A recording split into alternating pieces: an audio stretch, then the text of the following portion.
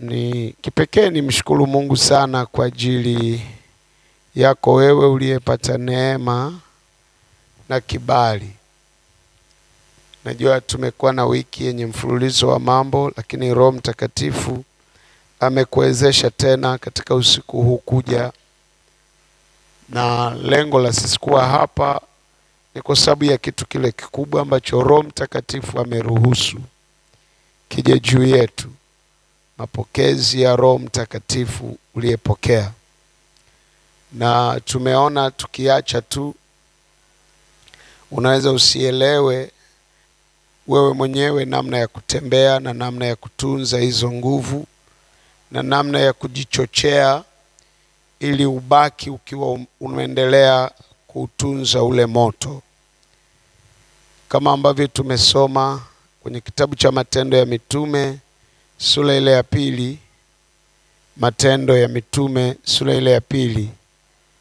Ninaomba mwenye Biblia yangu niliacha kitini, ninaiomba Matendo ya Mitume sura ile ya 2, na tulisoma tukatembea kwenye maandiko hayo, tukaona na Roho Mtakatifu akathibitisha maandiko hayo kwa kutuvuvia, jambo ambalo wengine limewatokea kwa mara ya kwanza na wengine kwa mara ya pili au kwa namna yoyote ile, lakini kuna upekee umekutana nao kwenye maombi yale. Kuna upekee umekutana nao kwenye ibada ile jana. Kuna mambo ambayo umekutana nayo na yamekufanya uanze kutembea katika namna ya tofauti. Ukisoma kitabu cha Matendo ya Mitume ile sura ya 1 mstari wa 8, unaeleza habari ya mapokezi ya Roho Mtakatifu. Unaposema lakini mtapokea nguvu akisha kuajilia juu yenu Roho Mtakatifu,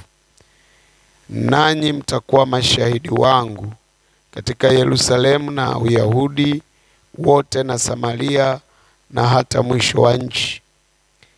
Hayo ni maandalizi ya kumpokea Roho Mtakatifu.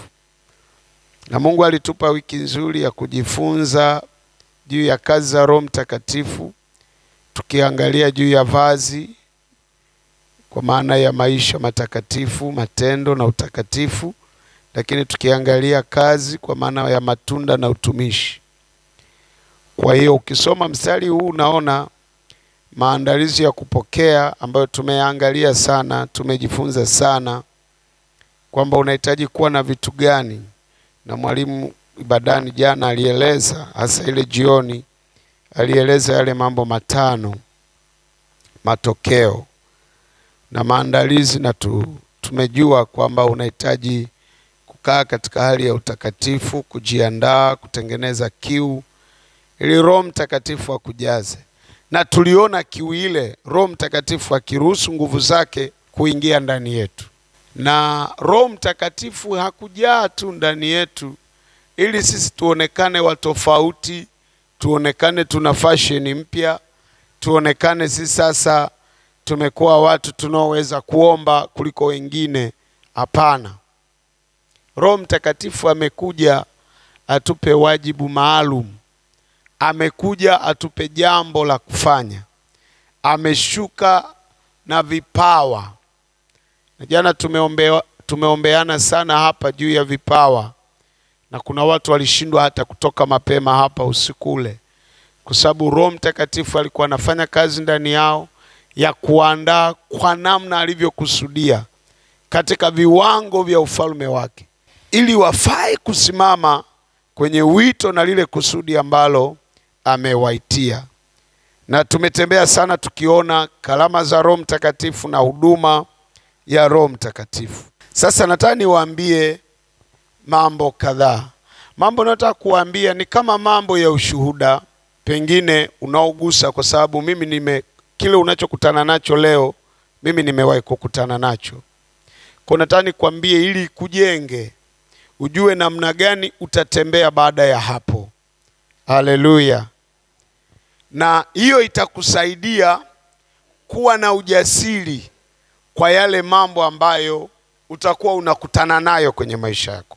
Wewe umempokea Roho Mtakatifu. Jambo la kwanza ambalo litatokea mara kwa mara kwenye maisha yako, utafanya mambo kwenye maisha yako kuliko hiari yako.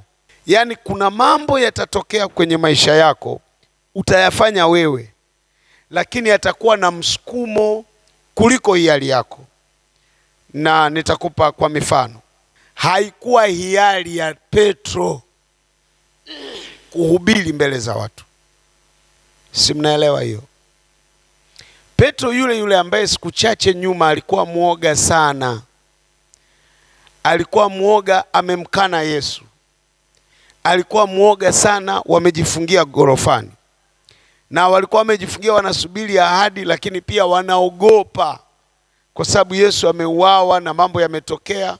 Kwa hiyo wanaishi kwa mashaka sana. Lakini alipopokea Roho Mtakatifu alifanya mambo kuliko hiari yake. Mwalimu jana aliongea juu ya ujasiri. Huo ujasiri utakufanya ufanye nini? Huo ujasiri utakufanya ufanye mambo kuliko hiari yako. Yaani naposema hiari yako, unajua natafuta lugha nzuri ya kutumia, lakini utafanya mambo kuliko uwezo wako wa kawaida, tabia yako ya kawaida, mazoea yako ya kila siku. Labda ulikuwa unaogopa kuomba nyumbani. Ulikuwa unaogopa wapangaji ulionao pale wasijue kama wewe unaomba. Ulikuwa una kundi la watu unaogopa wasijue kwamba wewe ni mtu wa maombi ama ni mtu mwenye imani. Kitakachotokea utakuwa unasikia fahari, utafanya mambo kuliko kawaida, utakuwa unatembea mtaani uimbe tu habari za Yesu ili wajue mtu anayepita hapa ana kitu cha tofauti. Hayo mambo yatatokea kwenye maisha yako. Wengine yanapotokea, ikikuvaa ile hali sio ya kawaida, ukirudi kwenye hali ya kawaida, unaweza ukajiona kama umekuwa mtu wa ajabu. Unaweza ukajiona, shetani anaweza akatumia huo mwanya kukwambia, sasa unaona hata watu wetu wanakushangaa sasa. Angalia tuko kwenye ibada na sasa ilikuwa matangazo, angalia wewe unaomba, umevuruga ibada. Nataka niwaambie, kwa sababu yatawatokea, msiogope. Haleluya. Mnanisikia ninachosema? Msiogope. Na unajua kwa nini yatatokea hayo? Nitakwambia kwa nini yatatokea hayo. Mimi unaoniona hapa leo, unaniona ni mchungaji mbele yako. Nimewahi kuhubiri na mhubiri aliyetoka kwenye mkutano hakuhubiri. Si unanielewa? Ilikuwaje? Ilikuwa siku ya Ijumaa katika mkutano wa wiki nzima. Yaani fikiria kama hii semina. Alafu mtumishi alipofika, kabla ahubiri akasema, naomba niombe na watu wanaosikia vipawa vya kuhubiri. Nikatoka mbele, nikatoka peke yangu, kwa sababu najua alikuwa ndo anaanza mahubiri tu. Kwa nilipotoka akaniwekea mikono, nikajazwa. Wakati nilikuwa nina ujazo wa Roho Mtakatifu tayari, nikajazwa ujasiri na nguvu za Mungu. Nikahubiri siku ile nikiwa nimefumba macho. Ni kitu ambacho sio hiari yangu. Na unajua kwa nini nilifumba macho? Ninaona ndugu zangu, kina shangazi, na mimi ni mtoto wakati huo. Niko chini ya miaka, nafikiri ni 15, 14 hapo. Ninaona watu wazima wako hapo, mchungaji yuko hapo mbele, watu wako hapo wananiangalia. Nilifumba macho kwa sababu nikiwaangalia hivi ni kama nakosa ujasiri wa kufanya kile. Lakini kuna nguvu inanilazimisha, siwezi kunyamaza. Nilihubiri injili ya siku za mwisho. Injili ya siku walionisikia.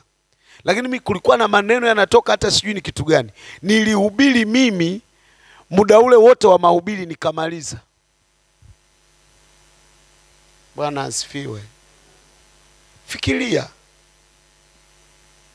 Wakati mwingine labda ningekuwa na watu ambao hawaelewi nini kimenitokea, wangesema huyu ametuvurugia nini mkutano leo. Kwa sababu wakati unapopokea ujazo wa Roho Mtakatifu, Roho Mtakatifu atakufinyanga. Utakuwa unakutana na hiyo hali mara kwa mara. Unapojizuia ndivyo unavyotengeneza nafasi ya yeye kuondoka. Sisi tunaelewana?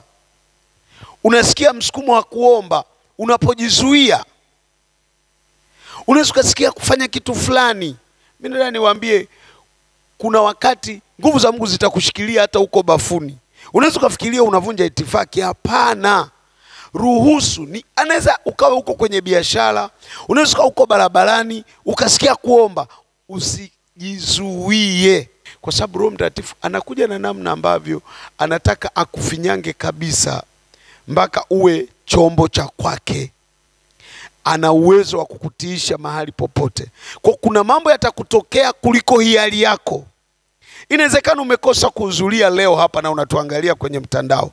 Nataka nikwambie kuna mambo yatatokea kuliko hiari yako. Sasa ndani niwaambie, inawezekana nyinyi hamkujua mmefanya nini. Jumapili hapa kuna watu mmeombea watu hamjawahi kuombea kabla, si ndio? Kwenye ibada ile tunapoanza semina, kuna watu mmeombea watu. Tulifika mahali nguvu za Mungu zimetufunika, watu mlikuwa mnaombeana. Kuna mtu anakumbuka hiyo? Lakini ninyi hapa mlioko hapa, asilimia kubwa mliokuepo kwenye ibada ile mliombea watu. Na niliwaambia siku ile, moja ya mtu aliyetendewa, aliyeponywa, ambaye alinishuhudia, hatukumuombea sisi, mlimuombea. Na mtu aliyemuombea yuko hapa, simtaji. So ukimtaja anaweza akaanza kujisikia unaweza kumtengenezea spirit ya kiburi. Lakini aliombewa na mtu yuko hapa. Kwa nini hamjui? Mlikuwa mmefumba macho, mnatembea mnabandikia watu mikono. Hata jana hapa simeona watu wameombeana hapa usiku. Kitu gani kilikuwa kinatokea? Walikuwa wanafanya mambo kuliko hiari yao. Ukitaka Roho Mtakatifu achipue na aendelee kufanya kazi ndani yako, usijifanye unapompokea tu unajifanya umestaarabika. Kuna vitu hautaweza kuendana naye. Anahitaji apate uhuru. Yeye ndio anajua anahitaji kufanya nini na wewe. Yeye ndio anajua anahitaji kukufinyanga. Kuna watu hawatakuelewa, usijali. Unaweza utana hata na mchungaji hakuelewi, usijali. Labda nitawaambia. Lakini pia kunaweza ukatokea hata hali kama ya husikii vizuri mtu akikuondoa kwenye fellowship yako. Nitawapa mfano. Pale unaposikia kuomba, kwa mfano unaweza kushangaa mchungaji anaongoza ibada, wewe umejazwa nguvu za Mungu, yeye anakimbizana na muda. Unaweza kusema huyu ana shida gani? Mimi pia imewahi kunitokea. Tulikuwa tuko kwenye mkesha kama tumepatana, tunaenda mpaka saa 5 tunamaliza. Halafu nguvu za Mungu zimenifurika. Ni miaka mingi na kuelezea vitu vya miaka mingi kabisa. Miaka zaidi ya 20 huko nyuma. 20 na. Lakini nguvu za Mungu zimenifunika mimi. Na kuna watu wamefika mwisho. Sasa wanapiga makofi hivi kuonyesha. Si unajua tunapigaga makofi. Ndani yangu nasikia hasira. Yaani sijui nashindwa kuelezea kwamba ni hasira kiasi gani, lakini naona wananikela kwamba kama wako haraka si waondoke. Atisi nilikuwa nalelewa na mwinjilisti anayeelewa. Akaniambia nyinyi kama mna haraka ondokeni, huyu mwacheni. Kwa kuna wakati utakuwa unapata hamu ya kuwa na fellowship yako na Mungu. Yaani ni kama mtu ambaye umeingia kwa mara ya kwanza kwenye kazi mpya, kwenye kitu kipya. Hamu yako ya kusikia maelekezo inakuwa kubwa zaidi. Na msiogope. Kuna watu watafikiri kwamba sasa hawa wamekuwa wavivu, hawa wamekuwa na waajabu. Hapana, ni kipindi chenu muhimu sana. Mbingu zinapokuzaa kwa mara ya pili, zinapokutengenezea msingi, nadhani niwaambie utasikia hamu ya ajabu sana. Naposema utafanya matendo yasiyo hiari yako. Hebu fikiria, nikiwa chini ya miaka 15 au 15, nashindwa kukumbuka vizuri kwa sababu wakati nilikuwa siwezi kuweka kumbukumbu vizuri. Niliweza kwenda kuomba mlimani peke yangu, sio kanisani, mlimani, polini. Sijabeba blanketi, sijabeba moto. Na unajua nilikuwa ninaombea wapi? Kwenye mapango ya mawe. Kwa sababu nimesoma maandiko yanasema Elia akaenda pangoni, akakutana na Mungu. Na nataka nikutane na Mungu, anipe nguvu zake za kufufua wafu. Kitu kile usiniambie kilikuwa hiari yangu. No. Usiniambie kilitokana na nguvu zangu. Hapana. Usiniambie yalikuwa ni matarajio yangu. No. Ilikuwa ni nguvu ya Mungu inanipeleka kufanya mambo kuliko hiari yangu. Nataka uelewe, ni nguvu ya Mungu, sio matakwa yangu. Ningekuwa na uwezo wa kwenda hata kumwambia mtu, hata ningeenda kumwambia mtu aliyekomaa kiroho, angeniambia kuna baridi sana usiende. Angeniambia usifunge. Na nienda mlimani, sina hata time kwamba nitakaa kule mpaka siku ngapi. Lakini nilikaa. Ndio nawaambiaga watu, ndio mara ya kwanza mimi nimefunga siku 7, hata sikujua imefikaje. Na nimerudi kila mtu ananishangaa. Kwa nini nilifanya hivyo? Nimemsikia mhubiri aliyenihubiria Msamtalo anasema nilifungaga siku 7. Na mimi nikasema hata mimi naweza. Ni kitu nilisikia msukumo ndani usio wa kawaida. Mtakutana nayo. Huyo ndio Roho Mtakatifu anafanya kazi ndani yenu, msimzimishe. Unajua ni kwa nini hapo mwanzoni tunakutana na mashindano? Kwa sababu sisi tumeishi mwilini. Tumefanya mambo yetu kwa akili zetu. Kwa akili itakwambia hii sio sawa sawa. Akili itakwambia unakosea. Akili itakwambia watu watakuonaje. Akili itakwambia unajua una heshima, unawezaje kupiga yowe, unawezaje kupiga kelele. Hata umemaliza hayo maombi utakuwa kwa sababu unaweza mkaniambia ninyi ambaye mlikutana na nguvu za Mungu, zile nguvu za Mungu pure, niambieni mlivyopata tabu kurudi kwenye maisha ya kawaida. Wengine inawezekana hata kama unatazamaga movie, baada ya yale maombi hujaweza kutazama. Wengine kama unapendaga kufuatilia vitu fulani kwenye simu, baada ya ule ujazo hujaweza tena. Wengine kama unapendaga kuongea na mtu, hata mnapendaga kuchati mambo ambayo sio mazuri, inawezekana baada ya maombi yale hujaweza tena. Hakukuwa na mtu anayekwambia, lakini Roho Mtakatifu ni kama anakuambia kuna style nataka nikupe, sio ile ulioizoea. Kuna watu inawezekana ulikuwa unazoea kukaa na mtu mnapiga story, lakini umejikuta tu ukikaa naye unajikuta badala uongee naye, unajikuta kama moyoni unajiongelesha, unakuwa uko kwenye deep feelings. Unakuwa uko kwenye mawazo ndani yako mwenyewe. Mimi nataka niwaambie huwa inanitokea mpaka leo. Mimi nikikaa mahali ambapo popote nitakapokuwa, kama kuna mambo ambayo yanakuja kuniataki mimi na watu wananiongelesha mambo ambayo yananitoa kwenye mstari, huwa nahamishwa pale nilipo. Niko na watu lakini nitabaki na mawazo yangu. Naweza nikajikuta ninaabudu huko moyoni, naweza nikajikuta ninakemea huko moyoni, vitawatokea vitu.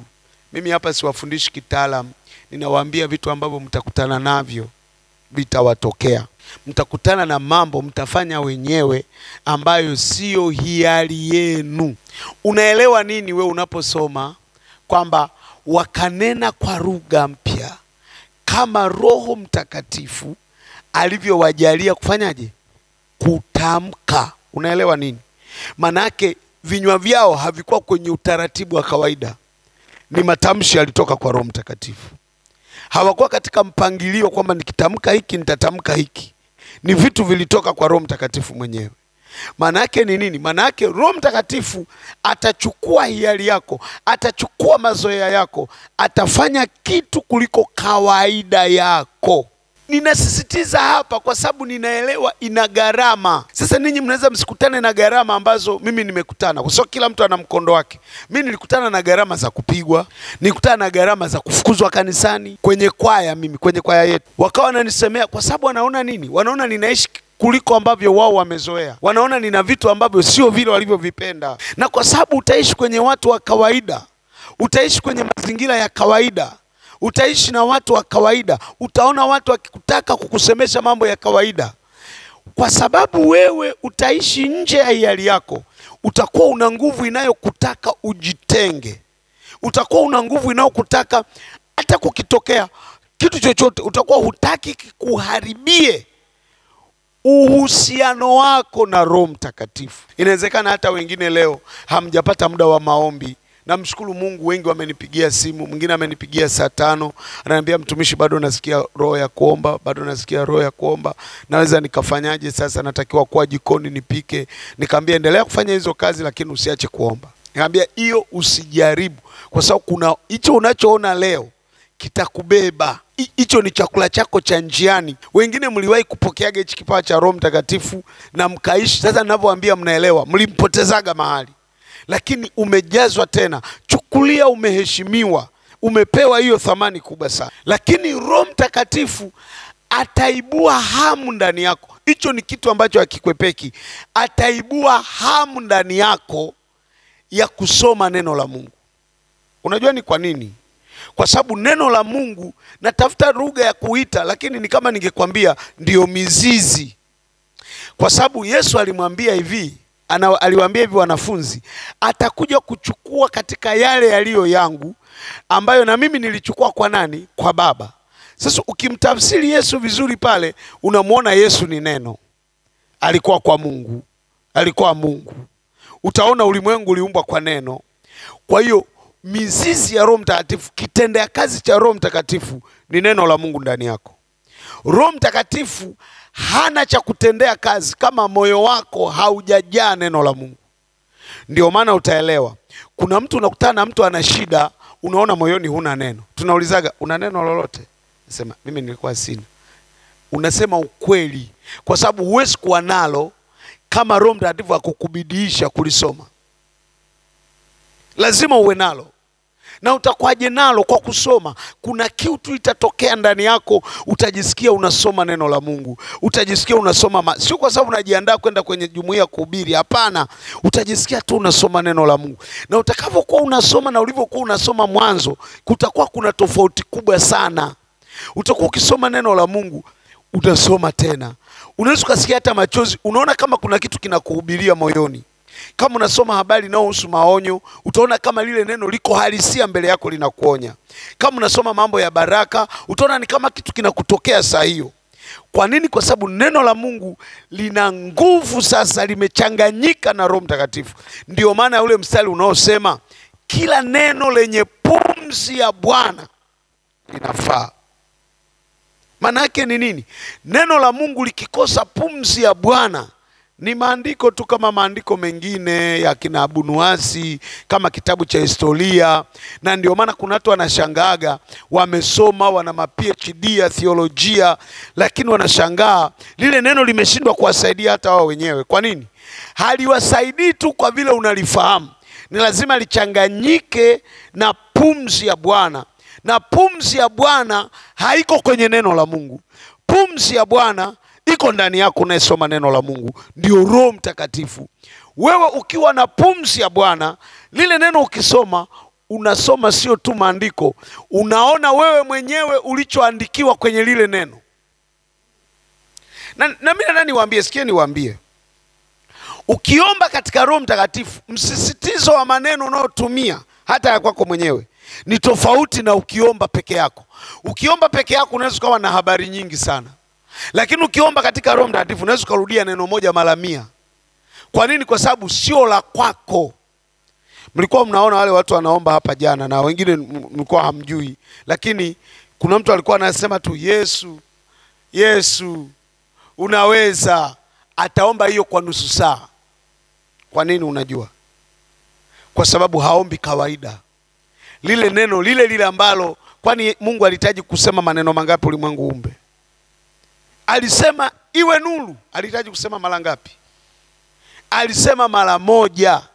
Kwa hiyo inawezekana neno lilo unalolirudia linafanya kazi ndani yako, na sio lazima uhame wakati kile unachokiumba kwa neno hilo hakijatimia.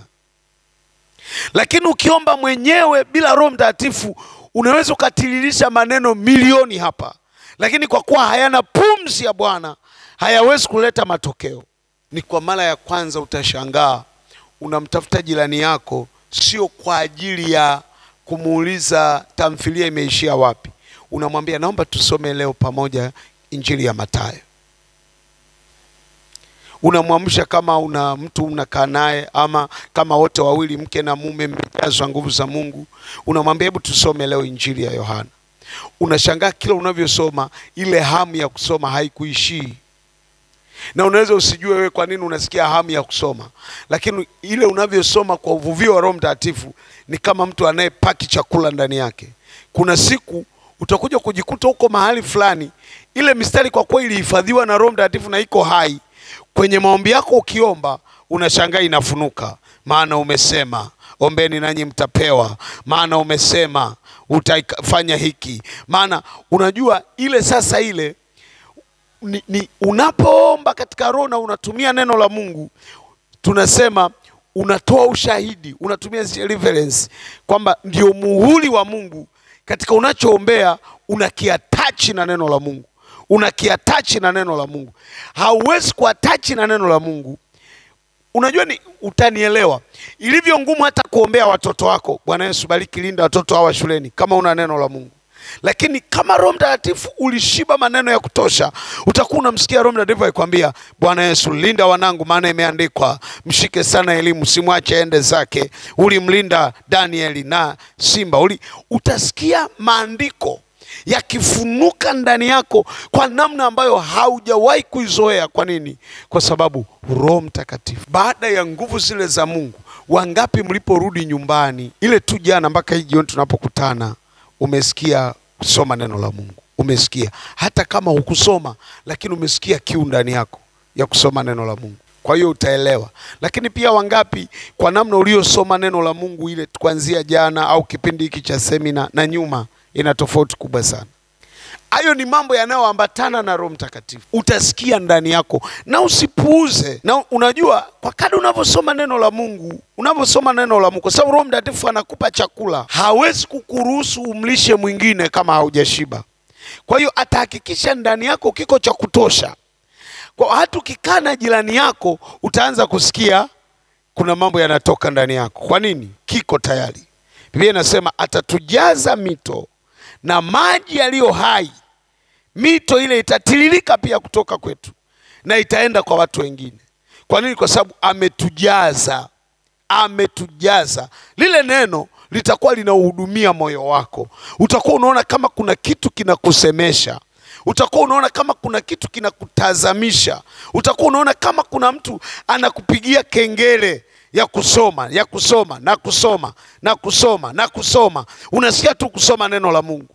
Unasoma tu. Na ukisoma kama kuna mahali ya uelewi, unasikia kuweka maswali, utaanza kuchafua hata ile Biblia yako, unaanza kuicholea. Mimi nakumbukaga ile Biblia yangu ya kwanza, unafikiria niliandika mwenyewe, maana nilichola. Nilikuwa nachola kila mahali, naweka alama kwa sababu kuna namna nasikia. Kwa hiyo nilikuwa nikishika Biblia yangu najua tu nikifunua ni pale. Bwana Yesu asifiwe. Haleluya. Ndio nikwambie, hayo ni mambo ninayokuambia, haya ni mambo yatakutokea. Kwa lazima mimi nikwambie yatakutokea. La kwanza nimekuambia utafanya mambo kuliko hiari yako. Usiogope. Lakini mbili nimekuambia utasikia hamu kubwa ya kusoma neno la Mungu. Itunze hiyo. Itunze sana. Ni ya muhimu sana kwako. Utasoma neno la Mungu.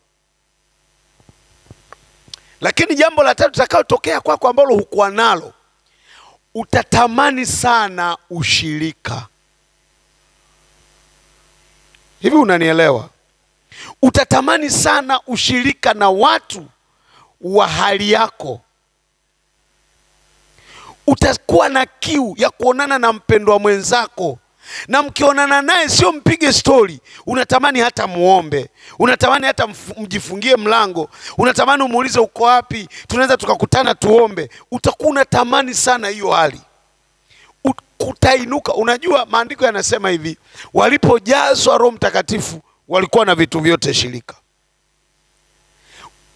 Kwa nini?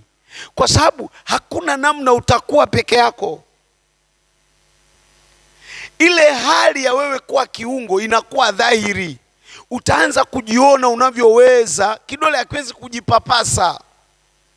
Kwa utakuwa unaanza kuona ile hamu ulionayo inayovunja ubinafsi uliokuwa nao, uVIP uliokuwa nao. Ndio maana sasa unakuta dokta, profesa, aliyemaliza darasa 7, ambaye bado hajasoma, wanashikana mikono na wanaongea lugha inayofanana, na wanatembea kwenye assignment zinazofanana, na wanasikia raha kukaa pamoja. Ushirika. Unajua hata tunaposema uwe karibu na mchungaji, hiyo haiwezi kutokea bila Roho Mtakatifu. Lakini Roho Mtakatifu akikujaza, utaanza kusikia ushirika. Yaani kuna watu ulikuwa unaona wako mbali, utaanza kuuliza hivi kwa Kijazi wapi? Nataka tu leo Kijazi huko nyumbani. Nataka tuje tu leo tushinde na utulivu hapo kwako. Najua pametulia. utaanza kuona. Na unajua kwenye ule ushirika tutaanza kusikia habari za Mungu. Hata Mungu ataanza kuwasemesha habari za mji, habari ya kanisa, habari ya familia, mkiwa ushirika namna hii. Mtaanza kubebeana mizigo, mtaanza kuombeana, mtaanza kubarikiana, mtaanza kushauriana kwa nguvu za Roho Mtakatifu. Jaribu kutengeneza ushirika na mtu bila Roho Mtakatifu, mtaishia kuvunjikia pabaya sana. Kwa sababu ule ushirika utalenga ninyi, kama Mungu anatujua sana. Na utakuwa unaona tu wewe kuna watu kama kama wanakuvuta hivi. Unaona, unasikia hamu ya kukaa karibu na kampo. Unakaa wapi mama nani? Unakaa wapi mama nani? Nataka tukutane Mwinji Kivukoni, tunaweza tukaja. Tunatamani tuje tufanye maombi. Mimi ninakumbuka wakati tumejazwa Roho Mtakatifu, tulikuwa kikundi cha watu, tulipata uamsho kama huu hapa ambao umetokea. Nguvu za Mungu zilishuka kanisani, watu wakaomba. Mimi ndio niwaambia, nilikutana nguvu za Mungu nikadondoka. Kwa sababu unajua kwa nini? Mimi nilikuwa nimeingizwa kwenye vitu vigumu sana kabla ya kuokoka nikiwa mdogo. Actually nilikuwa naishi kwenye familia ya waganga kienyeji. Kwa hiyo nilikuwa nina muingiliano mkubwa sana wa nguvu za giza. Kwa Roho Mtakatifu alifanya vitu viwili alipokutana na mimi. Wakati nimedondoka ile saa 10, alikuwa kwanza anafanya deliverance, kuniondoa kwenye yale maroho. Lakini pia ananikarabati kwa mtu mpya. Kwa yalikuwa ni masaa karibia 24. Kwa sababu nilidondoka saa 12 jioni. Sikusikia mahubiri, sikusikia nini. Na walikuwa wananisikia wanasema nilikuwa nakaa karibia lisaa, alafu naita Yesu. Unahitaji uwe na sikio la kiroho mpaka ujue huyu mtu yupo. Pengine mnaweza mkatangaza kitu kingine. Waliamsha kwa kuamsha, waliombea kwa kuombea. Sijui kulikuwa ile watulia Roho Mtakatifu, roho wa manabii huwatii manabii. Haikuwezekana. Mpaka kesho yake nimelala pale. Mpaka kesho yake saa 10 ndio ninapata nguvu ya kusimama. Sisikii njaa, sioni kuchoka. Nina furaha moyoni ambayo siwezi kumweleza mtu yoyote. Nyinyi si mnaona gharama? Kuna mambo ulikuwa huwezi kufanya kwa sababu unaona gharama. Au utaona hiyo nakwambia. Mimi nilikuwa natembea usiku kwenda kwenye mkesha kanisani. Natoka kule tunakofugia ni kama kambini mlimani. Umbali wake ule ni hapa na Kibao, si ndio? Alafu natembea kwa mguu. Nina raha. Natembea huku ninaimba, nasikia raha. Kwa sababu sio mimi, ile kiu inakupeleka mahali.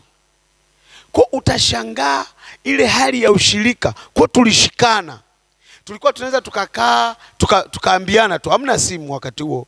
Tunaambiana tu, jamani leo leo lini leo? Leo Jumatatu, tuendeni zetu mlimani kuomba. Tunaondoka. Tunaenda kukesha mlimani usiku kucha. Na tulikuwa wengi tunaishi kwenye familia, tunategemea, hatujitegemei. Na tunaishi kwenye familia za kipagani ambazo hazielewi. Saa 11 tunarudi nyumbani, tunakamua, tunaendelea na maisha mengine.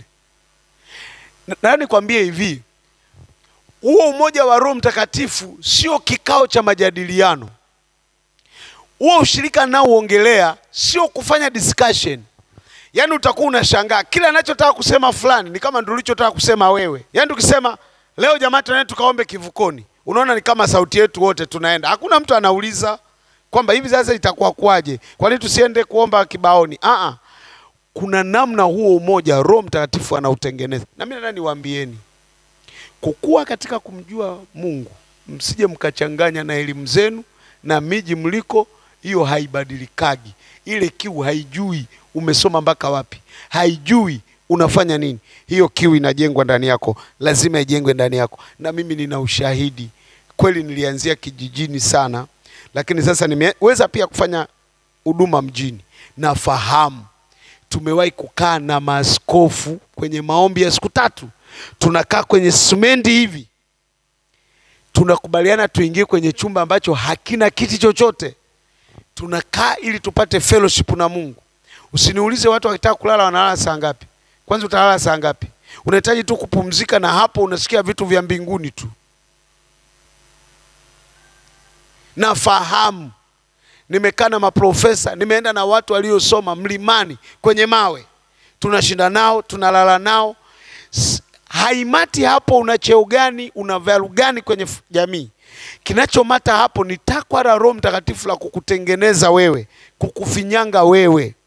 Na ndio sasa utakuja kushangaa kwamba huyu mtu aliye duni, ambaye hana elimu, utawaongoza watu wenye elimu, na hawataangalia ulichosoma, watakuwa wanaangalia neema. Tutakuwa tunakuangalia kwa sura nyingine.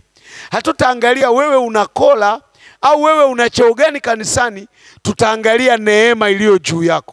Na watu hawatakuhitaji kwa nyumba yako nzuri au kwa mahali unakotoka, kwa kabila lako. Tutakuwa tunaangalia tunakosa nini tukiwa mbali na wewe.